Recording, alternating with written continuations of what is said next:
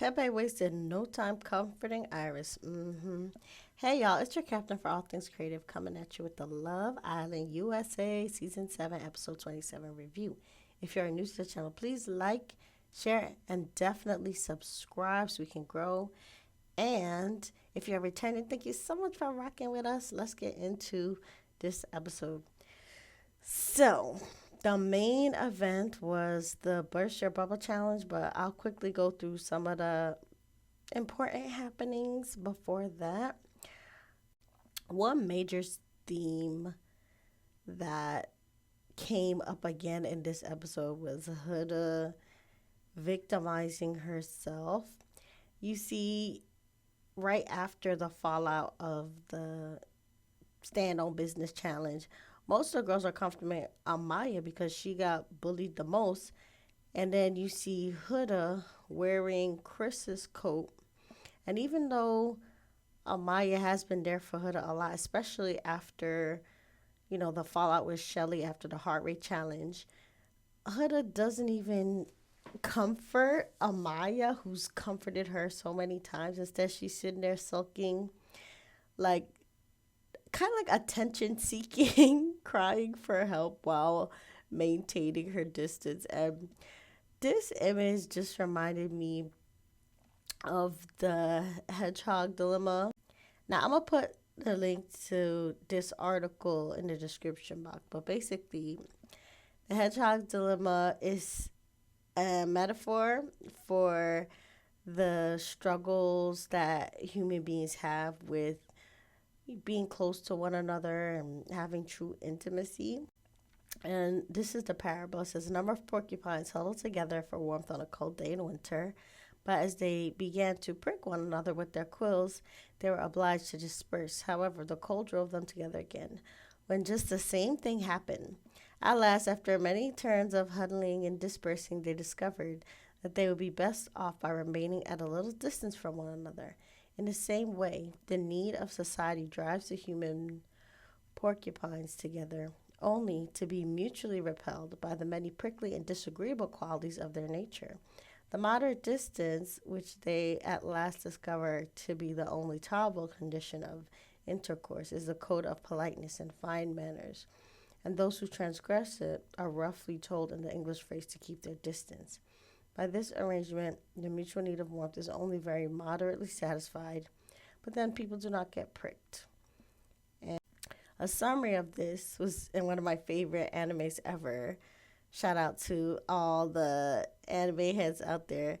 Basically, the idea is that the closer we become, the more deeply we hurt each other, right?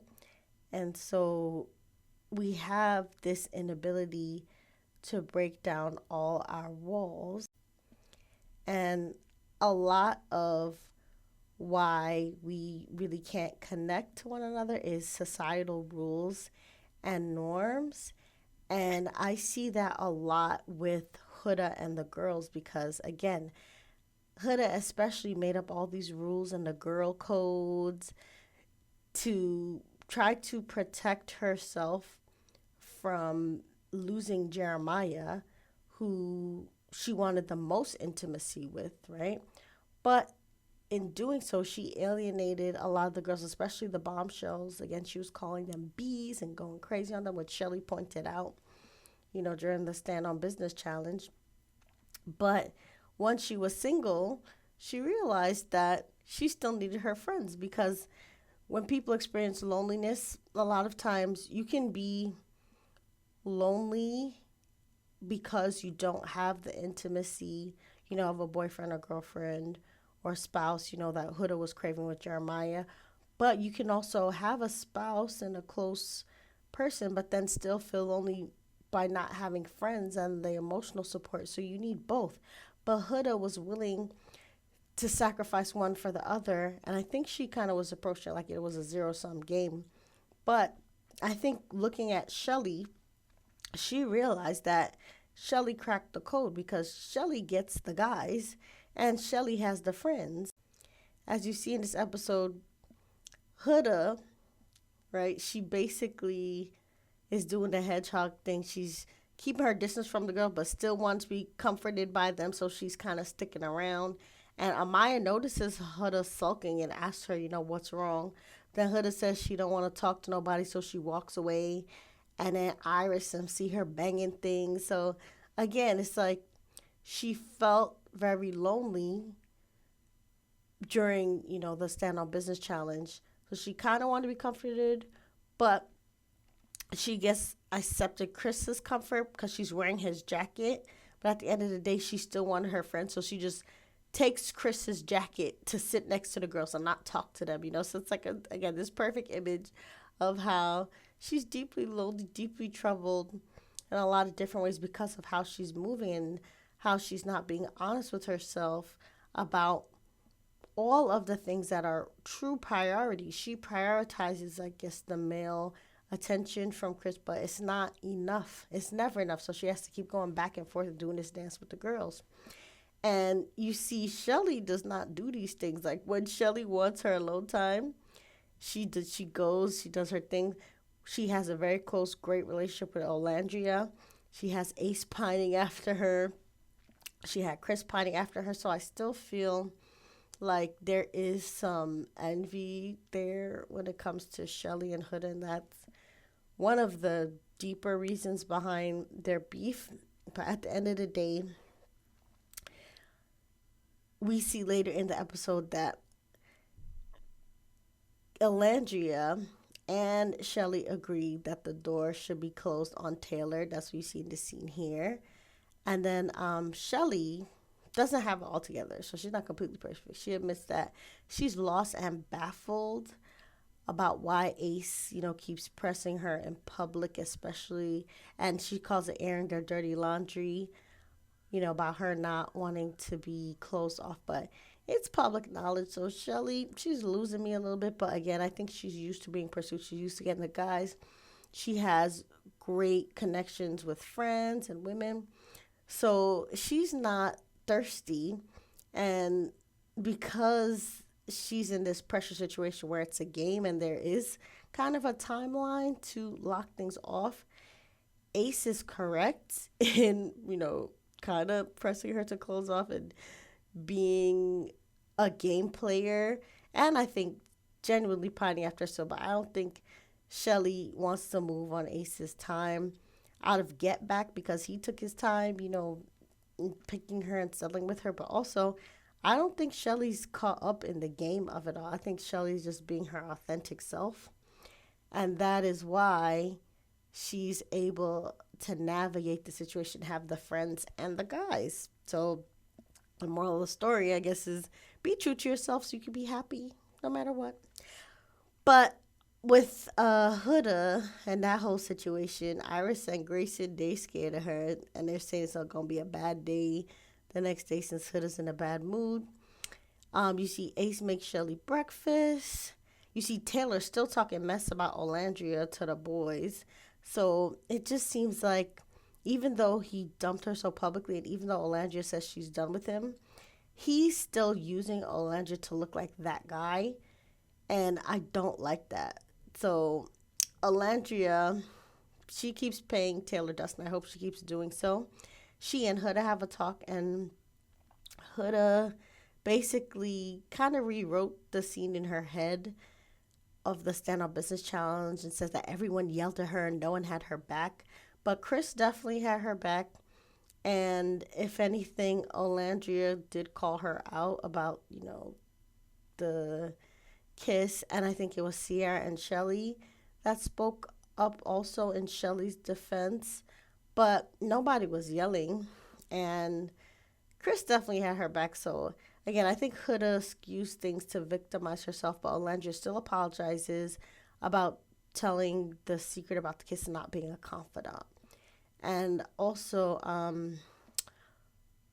Huda and Shelly also make up because Huda apologizes and Shelly forgives her. So again, Huda craves the friendships of these girls, even though she distances herself sometimes and she does things to violate the girl code.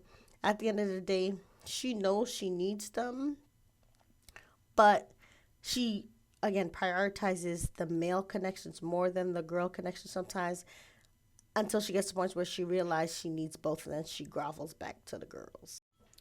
And with Hood, I think she's trying to get Chris to replace the girls as her main confidant, because you see in bed, there's a scene of her admitting to Chris that she was the one who wrote the card addressed to Pepe about him liking Hannah more than Grayson, but she asked him to keep it a secret.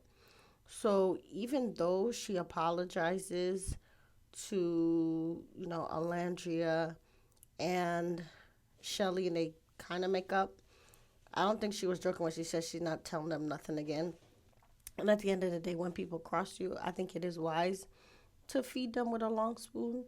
But she's going to keep having these cycles of, leaning too much on a man and making a man her everything, like she tried to do with Jeremiah, and then needing the support of friends that are going to get fed up with her because she like abandons them and abandons the code. And it's just going to be a cycle if she don't break it. And all of us, have flaws, but we could learn from the mistakes of others for sure when we watch things like this. But also, Zach and Amaya have another scene that's important. Basically, it seems like they broke up because Amaya basically is upset and explains that she did not like how he piled on his grievances about her in front of everybody when he had every chance to talk to her. And then Zach says, you know what, he should have been honest with her from the beginning. And then he takes it to a low place where he says he should have admitted to her that he didn't really want to kiss her at Casa Amor. And Amaya says that's messed up and he's dishonest. And he asks if he can explain himself, but Amaya cusses him out and says he don't want to talk to her. Pepe and Grayson also break up, but they do it more emotionally than Zach and Amaya did. And Pepe basically tells Grayson it's not her, it's him. And Grayson runs crying to Clark. Then Amaya pulls Brian for a chat to thank him for standing up for her. And I really love that because if Amaya and Brian get together, them two could touch the 100K for sure. We also see Taylor and Clark having a little scene where he's talking about not knowing when and how he should go back to Alandria to end things. And here again, I thought, wow, this boy needs to leave Alandria alone. You just embarrassed her in front of everybody. And it seems like he still wants a moment and he still wants to embarrass her. And I hope Alandria pays him dust. And then he starts putting these whack Woody Woodpecker kisses on Clark.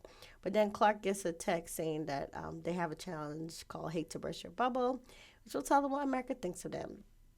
And Ace is rightfully wary that things are about to get messier because they are. So basically, there were 4 categories before people were voted off based on who got the least votes from America individually. So the first category was who was the most genuine guy. And basically, Pepe was most genuine with Chris second. And then on the bottom 2, Ace was 9th and Taylor was 10th. And then again, for whose boyfriend material, Pepe was first. And I think Chris was second again. And then Austin was 9th and Taylor was last. So Taylor was getting punished left and right from America. And he also was on the chopping block based on being voted the least liked individually.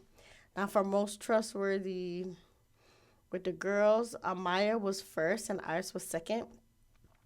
And then the bottom 2, Andreina was 9th and least trustworthy was Clark. And then in terms of who was most least genuine of the girls, Amaya was on top again. I believe Iris was second and Alondra was third.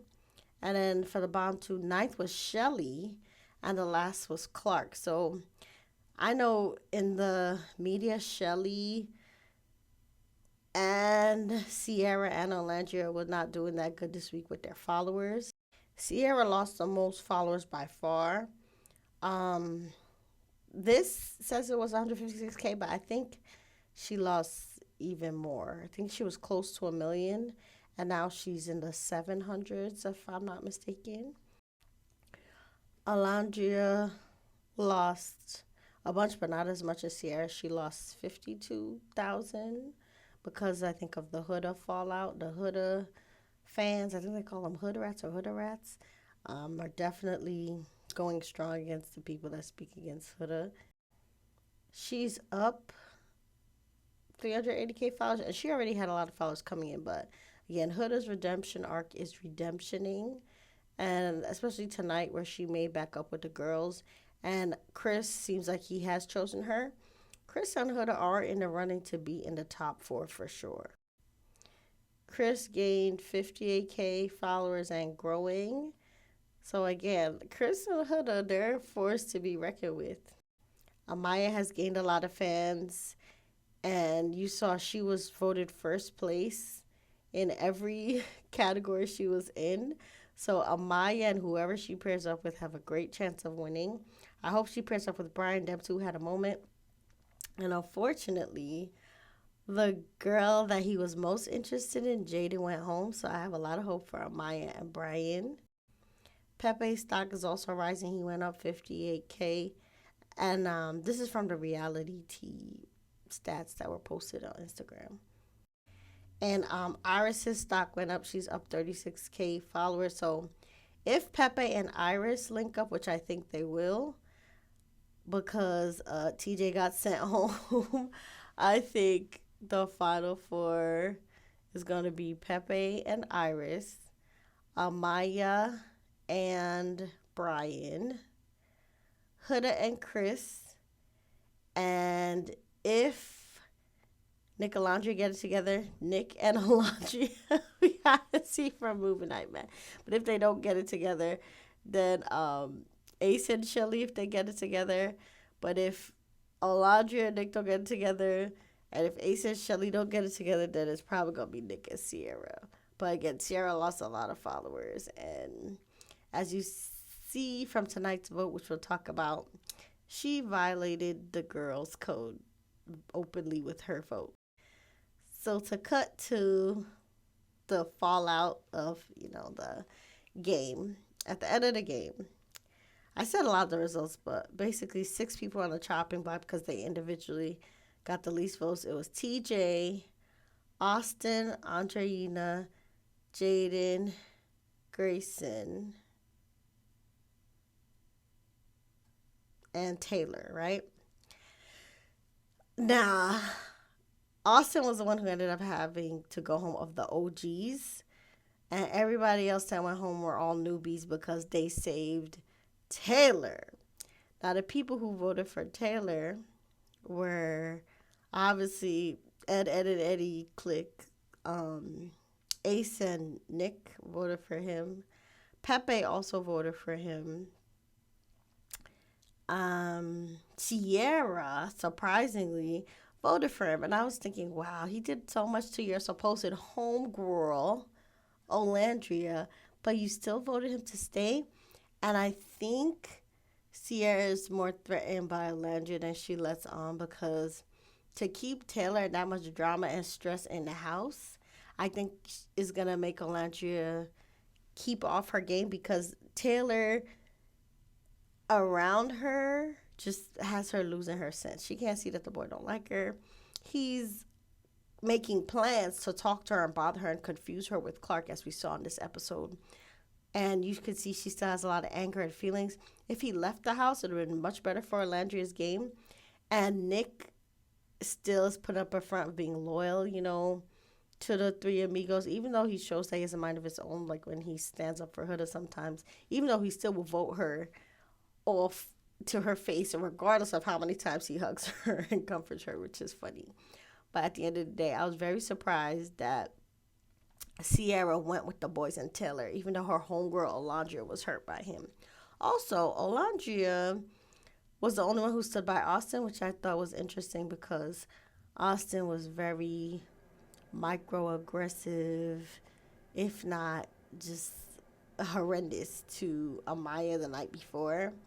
So just the fact that she was still sticking up for him shows to me that Alondria, she doesn't have a good picker when it comes to men. Because, how is that your best friend? This man who has no respect for women, as he demonstrated with Amaya. And he even played in Shelly's face a little bit, so I guess. But most of the girls voted for Andreina. She was close to staying home, and Iris was in shambles when TJ was voted off. But Pepe's going to scoop her up. What do you think?